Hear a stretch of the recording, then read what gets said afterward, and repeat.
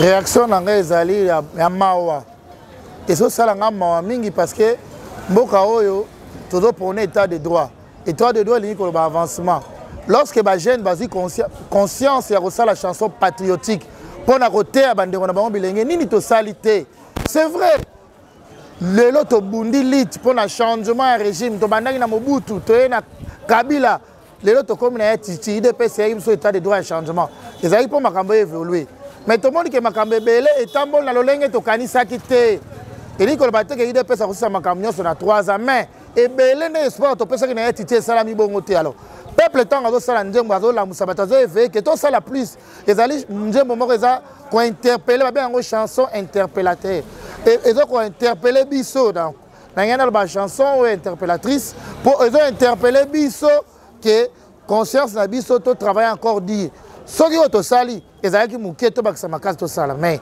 koboya nzembo wana eleka ezalaki bazongisa biso na dictature na ntango ya Kabila deuxième république bachanson patriotique ezalaki bayembela badepute eske bapekisa yango bayembela badepute bayembela ils nous ont oublié bayembela badepute tokovote lisusu tomona bachanson patriotique ebandaka lebandi lelo te babiloko boye bayembela badepute kama pa yembela badepute likamba bahonorable eske esala nini.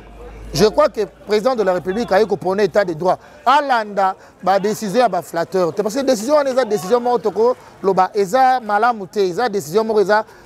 à la contre. Surtout même secrétaire général et parti présidentiel IDPS a dit que cette chanson-là, ils ont touché dans l'IDPS.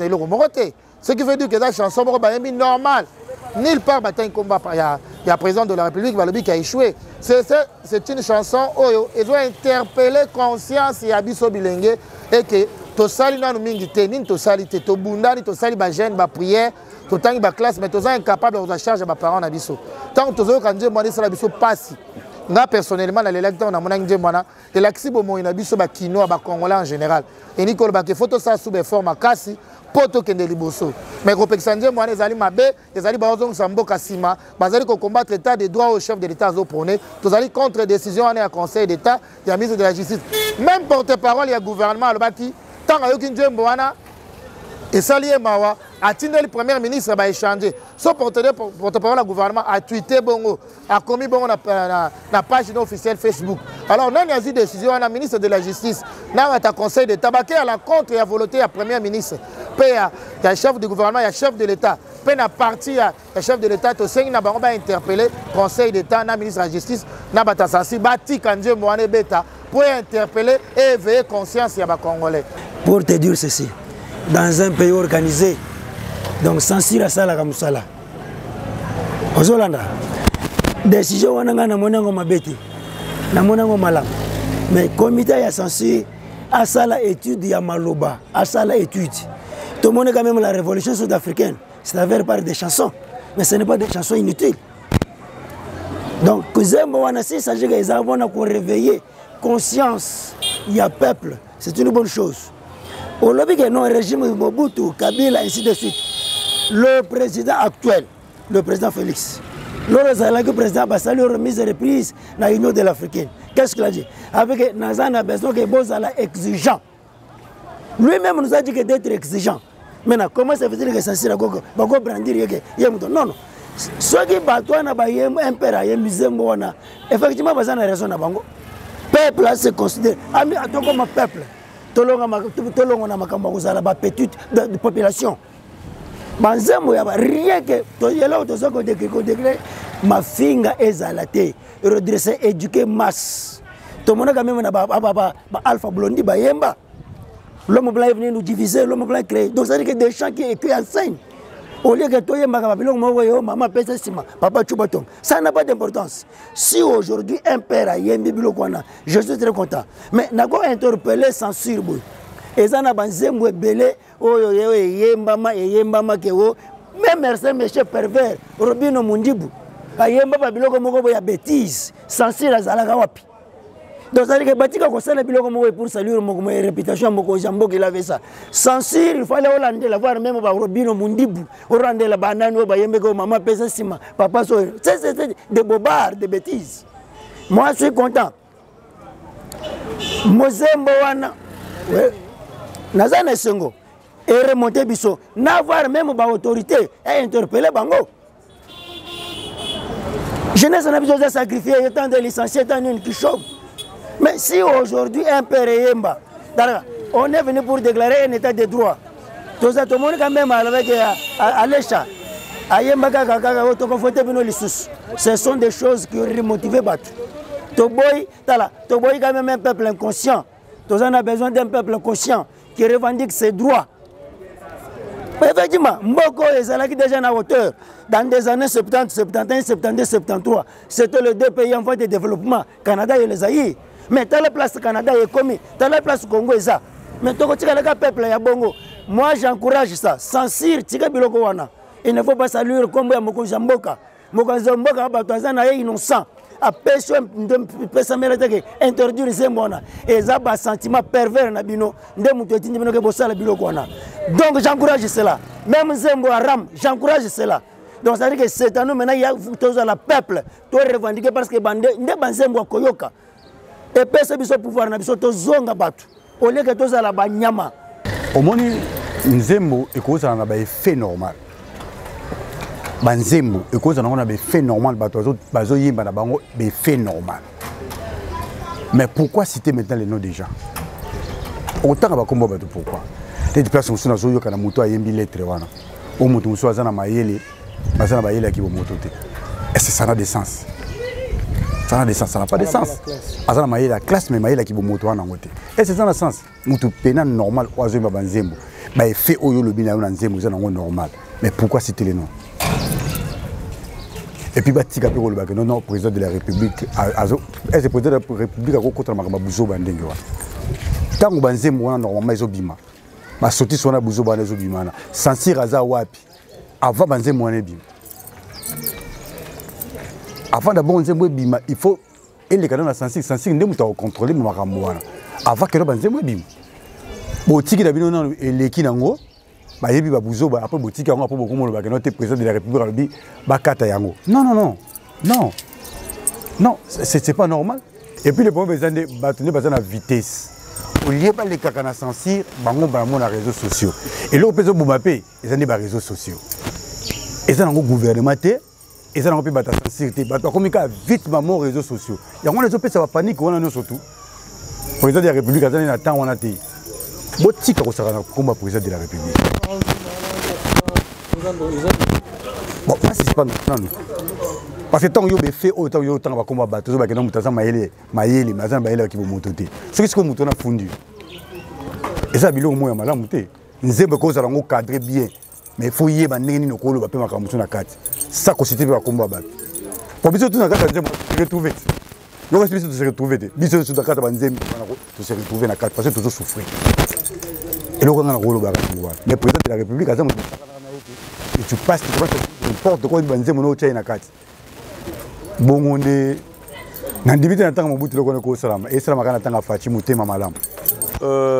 Réaction dans deux sens. Dans deux sens pour nous Banini.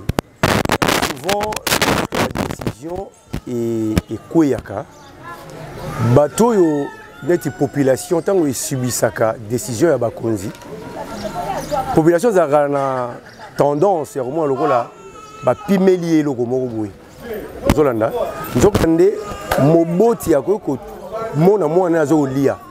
Pona mwana moni loko na nzala za nango lingalia. Mais moboti ya ko comprendre que te eloko wana exactement sous bien te pona santé ya mwana. To mwana sa lia ki atondaki.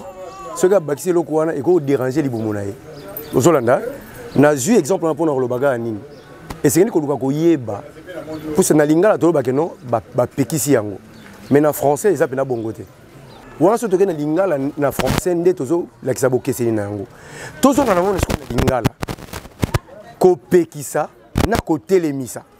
Olandi gouvernement to ba konzi ba pekisi nzembo wana te. Ba telemisi yango. Et loko ni etini ngana lo ba bongo. Puisque tout le monde a une information. Il y a une information. Na kati ya kombo wana, ozoka action ya ko informer. Ozomona, mutu so na sangoté à ko réagir de fois par ignorance. Quand même Bible mon peuple périt faute de connaissance. Mutu so manato nanda kunaye ala nino no information te. Yo mo na mutu ayo kalobi balobaka na bango la vérité te yo moko déjà mitie bongo non ata lokuta wana okoye bango za lokuta ndenge ni so comparer yango na solo mosusu te ozolanda donc l'homme normal esengeli avant na abima toi à réagir esengeli atia no lito ina ina no ayoka si mo discerner omoni ososoli ndenge ba na lingala donc moto atien nzembo na ye esi mabete pourquoi kopekisa œuvre de l'esprit te ozolanda toza bateau des fois dans le monde culturel pe tozali oko pekisa ngo te me ba orientaka nde olandi moboti na biso nde ta akunzi mboko oyo mobeko eza te c'est-à-dire tota moko na zamba te ata ko na zamba kutu ba pe le roi de la forêt azaka so afandi na ngomba na yi donc ezaka kotia bato na molongo. Moi j'ai suivi les informations le matin na yoki boy bandeko to bala ba telemisi nzembo wana na nopona ndeko wana tango basisi ko bongisa nzembo na bango babandija ko lekisa yango na ba réseaux sociaux sans que ba lekisa yango na procédure normale moto so ko balanga te za nango lokuta bon au moins lito inange yoki ngambo wana omoni puisque mokonzi aliaka nyama ya lito imoko te na ngambo wana nga na yoki bakonzi balobi ke no ba télévision puisque ayaki koleka pa na bango te pe na yoki basuki wana te balobi que ba bengisaki bandeko wana bakendaki pe ko se présenter une manière de dire que ba vandisaki bango ba sololi pe ba laki que lokola ba sololi ba roye basiko kotika ngo ezongela ko beta bozomona donc bandeko to ko comprendra que ce qui to lingi penza ya solo to tambola malamu d'abord pour ni balobaka règlement d'ordre intérieur yoka yo moko kombo wana ezali règlement ya kotia ordre na kati